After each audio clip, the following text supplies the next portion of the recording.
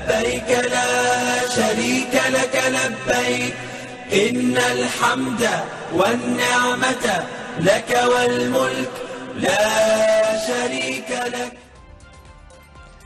Kembali di Sapa Indonesia Pagi, Saudara. Petugas haji terus memberikan bimbingan dan pendampingan jemaah haji Indonesia terkait manasik ibadah haji. Ini dilakukan agar jemaah haji benar-benar paham dengan segala proses rangkaian ibadah haji beserta larangannya. Edukasi dan pendampingan petugas haji dilakukan di 5 sektor wilayah tempat jemaah haji Indonesia tinggal di Madinah, termasuk di Masjid Bir Ali. Tujuannya agar jemaah benar-benar paham dengan segala proses ibadah, termasuk larangan apa saja yang perlu dipatuhi saat menjalankan ibadah haji.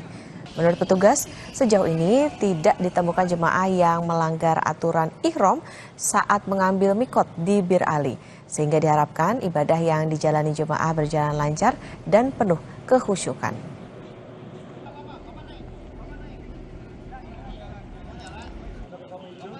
Di Bir Ali pun juga ada pembimbing ibadah di Bir Ali yang akan selalu mengingatkan jamaah agar mereka tidak melanggar larangan ihram.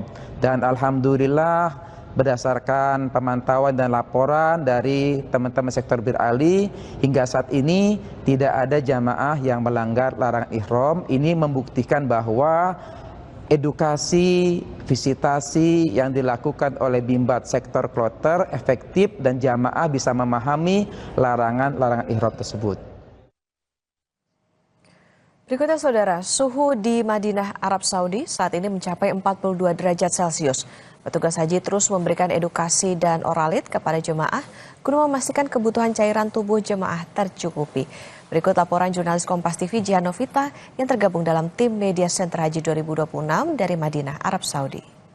Assalamualaikum warahmatullahi wabarakatuh. Saudara, suhu di Madinah, Arab Saudi telah mencapai 42 derajat Celcius pada siang dan sore hari. Sementara rata-rata kelembaban udara berada di 12%. Kondisi cuaca panas, teriknya paparan sinar matahari dan kelembaban udara yang rendah menjadi tantangan bagi jemaah haji Indonesia dalam beribadah di Tanah Suci. Petugas Haji Indonesia terus memberikan edukasi dan mengimbau jemaah haji Indonesia untuk menjaga serta memperhatikan kondisi kesehatan tubuh. Di kawasan Masjid Nabawi, Saudara, petugas haji memberikan oralit sebagai upaya untuk memastikan kebutuhan elektrolit jemaah haji terpenuhi di tengah kondisi cuaca panas di Tanah Suci. Oralit ini diberikan untuk kemudian dicampurkan ke air minum dan dikonsumsi oleh jemaah.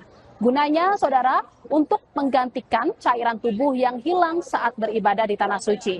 Dan berikut pernyataan dari petugas haji layanan PKPPJH dan lansia disabilitas, Dr. Fikri Barliansyah.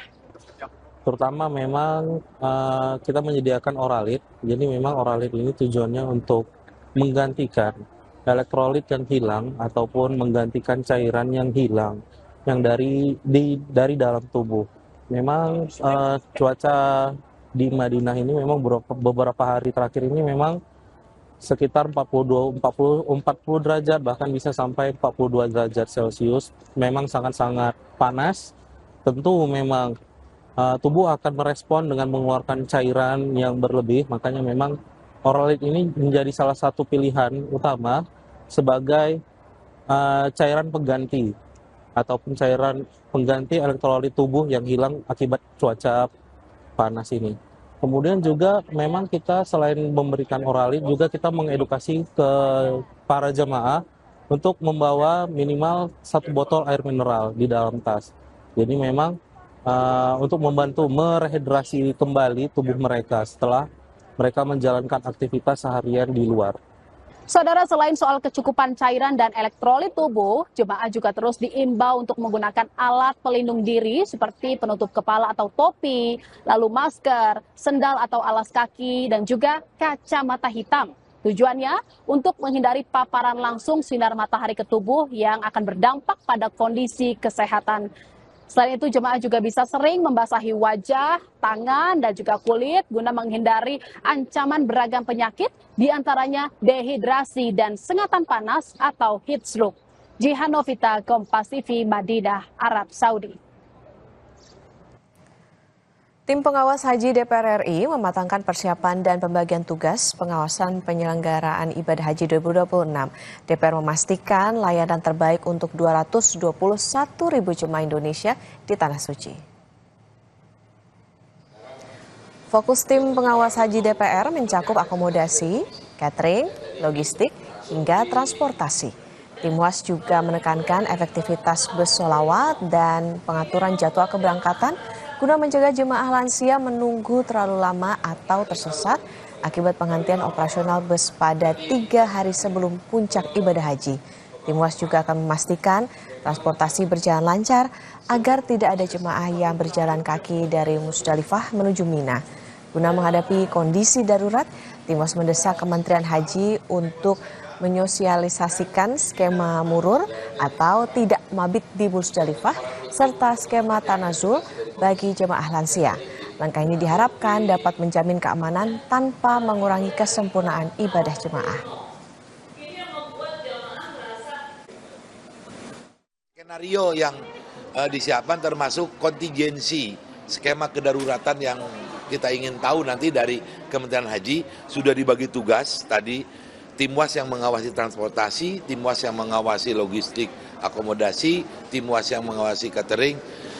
Nanti akan kita lakukan evaluasi dan akan sama-sama mengevaluasi sebelum proses puncak haji tanggal 23 nanti akan lakukan rapat evaluasi dulu dengan Amirul Hajj dan para Kementerian Haji.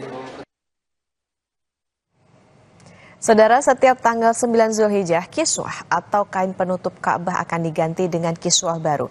Lantas, dikemanakan kiswah Ka'bah lama disimpan? Berikut liputan jurnalis Kompas TV Sofyan Hartanto yang tergabung dalam Media Center Haji 2026. Ya saudara, kita tahu setiap tahun kiswah itu diganti. Kisah yang lama diganti dengan yang baru. Nah, di mana kiswah yang lama itu disimpan? Ternyata di dalam sini. Jadi di sini ada banyak kiswah dari tahun ke tahun yang disimpan yang bisa dilihat oleh masyarakat umum, termasuk tentu saja jemaah haji yang habis melakukan ibadah bisa berkunjung ke sini. Ketika kita memasuki museum ini, yang pertama-tama adalah tentu saja registrasi. Kita bisa masuk ke sini untuk menuju ke tempat ornamen-ornamen tentang kiswah. Dari sejarah-sejarah kiswah, tulisan-tulisan ayat suci Al-Quran, semuanya ada di sini. Ya, selain kiswah di sini juga ada koleksi cangkang atau pelindung Hajar Aswad. Ini adalah pelindung Hajar Aswad yang dipasang pada zaman Sultan Murad Khan. Nah, saya berdiri di Makom Ibrahim, lebih tepatnya adalah frame Makom Ibrahim. Nah, ini adalah keterangan sejarah Ka'bah dari tahun 1891 sampai 1944. Ya, ini adalah bibir sumur air Zam-Zam yang keberadaannya lebih dari 300 tahun. Museum seperti ini sangat baik untuk kami lawati, untuk media-media lawati. Satunya untuk kami tahu berkenaan dengan sejarah-sejarah satu-satu tempat, terutama di Saudi Arabia, dan kita tahu berkenaan dengan sejarah-sejarah Islam itu sendiri daripada Madinah, daripada Mekah, dan kita tahu berkenaan dengan cinta kita, Rasul kita, Nabi Muhammad SAW. Tidak hanya kiswah dan beberapa hal terkait Ka'bah, di sini juga ada pintu Masjid Nabawi yang dipasang pada zaman Raja Abdul Aziz Al Saud. Nah, di belakang saya ini adalah kain kiswah lama yang disimpan secara rapi di museum ini. Masyarakat umum termasuk jamaah haji bisa melihat langsung koleksi-koleksi kiswah terdahulu. Sofyan Hartanto, Kompas TV, Mekah, Arab Saudi. Beralih ke informasi berikutnya, Saudara. Sapi yang diberi nama Parikesit asal Sukoharjo, Jawa Tengah menjadi sapi pilihan Presiden Prabowo Subianto untuk Idul Adha tahun ini. Sapi jenis simental itu memiliki bobot 1 ton lebih. Inilah penampakan parikesit, sapi kurban pilihan tim Presiden Prabowo Subianto. Sapi berusia 4 tahun ini berasal dari kandang Mulyani Rejeki Farm, Polokarto, Sukoharjo, Jawa Tengah. Dirawat sejak kecil oleh sang pemilik, Kuncoro. Sapi jenis simental ini memiliki bobot 1 ton lebih. Setelah terpilih menjadi sapi kurban Presiden Prabowo, perawatan dan pengawasan dilakukan 24 jam. Kuncoro merasa bangga sapinya bisa terpilih untuk kedua kalinya menjadi sapi kurban Presiden Prabowo. Itu dari peranakan sini, Pak, dari kecil, dari hasil inseminasi buatan mantri terbaik di Kabupaten Sukoharjo ini. Ada namanya, Pak? Sapinya, Pak? Ada, namanya parikesit. Pengawasannya itu tetap extra security karena ini sudah menjadi sapi milik Pak Presiden. Pak, ini beli yang keberapa kali, Pak? Untuk Pak Presiden Prabowo itu kedua kali. لا شريك لك لبيك إن الحمد والنعمة لك والملك لا شريك لك. Saudara, lagi-lagi perlintasan sebidang memakan korban. Di Jember, Jawa Timur, pengendara sepeda motor meninggal dunia tertabrak kereta api Sangkuriang jurusan Ketapang Banyuwangi, Bandung karena menerobos perlintasan sebidang. Lengkapnya usai jeda.